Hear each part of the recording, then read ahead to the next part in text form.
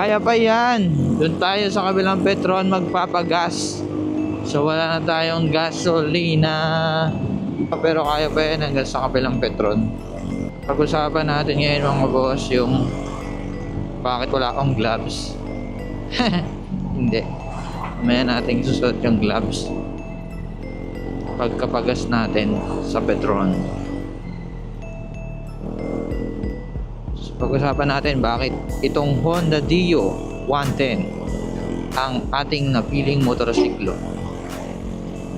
Bakit nga ba Honda Dio 110 ang napili nating motorsiklo?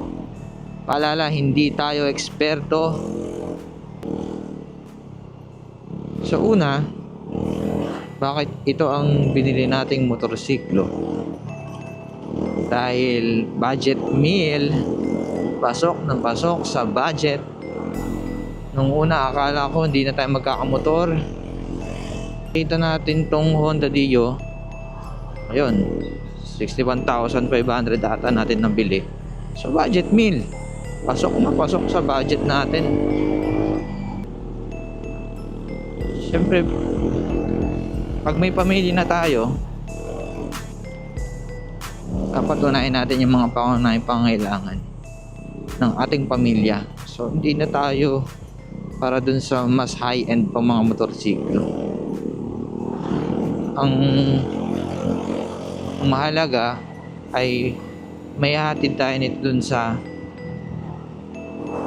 gusto nating puntahan, kailangan nating puntahan, mga bagay na importante o lugar na importanteng dapat nating puntahan. So yun.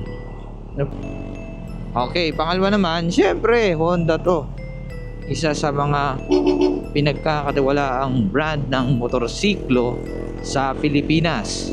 Syempre, dun tayo sa subok na mapagkakatiwalaan at pinanday ng panahon. Honda. Hindi po tayo bayad ng Honda. Ito siguro yung motorsiklo na pinakamura na gawa ng isang mapagkakatiwalaang brand. Tapos pangatlo, bakit ito ang pinili natin? Dahil may gulay board. Yes, gulay board is life. Kasi nga angkop ang gulay board sa aking pangangailangan bilang padre de pamilya, namimili sa Divisoria. At ano pa, siyempre kita mo yung bag ko, papasok ako ng trabaho ngayon. Pero dati wala akong trabaho, puro paninda yan nang galing sa Divisoria. Kaya panalong panalo sa gulay board. Pangatlo nating dahilan kung bakit natin binili ang Honda Dio. Gulay board, on the board. Pang-apat, yun nga, low maintenance kasi ito ay carburetor pa rin. Although sinasabi nila mataklas daw ito sa gasolina, totoo naman kasi matitipid naman talagang FI. Pero kung gusto nyo FI, carburetor, pero sa akin ito ang gusto ko dahil ito ang pera ko. At yan na nga, pila rin pala dito sa Petron. Wala tayong magagawa kundi pumila kasi wala na tayong gasolina.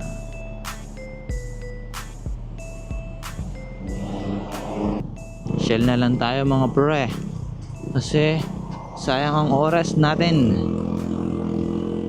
So doon lang tayo nagpapagas palagi, no? Petron, Shell at premium lang ang ipinakakarga nating gasolina. Kasi bakit tayo magtitipid? Mura lang ng motor natin. Joke lang, akala mo dahil pera. Hindi, kumbaga budget meal naman tong motor natin. Titipirin pa ba natin yung kanyang araw-araw na iniinom? Kasi in time, kapag tinipid mo ang motorsiklo mo, mas mapagagastos ka pa. Panlima ko, dahil pansarili ko na lang naman itong review. Mamaya na yung palima. Papagasolina muna tayo.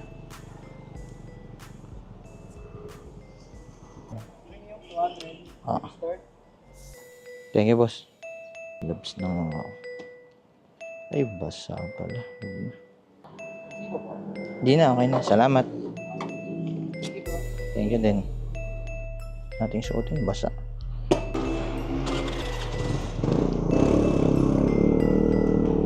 Yun, balikan natin yung panlima nating nagustuhan sa motorsiklong ito. Kung hindi nyo gusto yung motor nito o gusto nyo, bahala kayo. It's your life, it's your decision. Pero panlima kung ba't nagustuhan ko to, dahil ito ay scooter. Baguhan pa lang po tayo mga boss.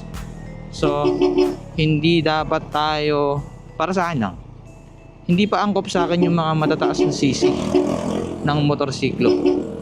Kasi nga, we are a beginner rider. So dahil baguhan tayo, dito muna tayo sa lower cc. Scooter pa, hindi ako masyadong mahihirapan. Pero marunong po tayo magmaneho ng manual. Nagkaroon po tayo ng tricycle dati, nakabili tayo ng segunda mano ng tricycle. So kahit pa paano, marunong tayong magmaneho ng manual. Kahit 4 wheels, marunong po tayong magmaneho ng manual ng 4 wheels. So ito, convenience kasi bilang araw-araw ka nang bubiyahe sa iyong trabaho, kahit mapatraffic ka man, scooter is the best. At tama lang yung kanyang bilis. Kung sa iba nababagalan sila, bahala sila. Basta ang takbo ka lang naman ay makakauwi sa pamilya. Yan. Mas magandang mabagal yung motorsiklo natin para mas nakikita ng iba yung kagapuhan nito. Yes, o di ba? Akala nyo porket mabagal, hindi. Mabagal yung diyo ko para mas makita nyo. Ang yabang. Ganun pala yun. Kaya pagagawapuhin pa natin lalo itong ating Honda Dio. So gugulatin ko na lang kayo. Nag-ipon lang tayo ng pera kasi napagastos tayo dito sa ating action camera at sa magandang dito, microphone. So yun lang mga boss. Basta ang importante, masaya tayo sa ating motorsiklo.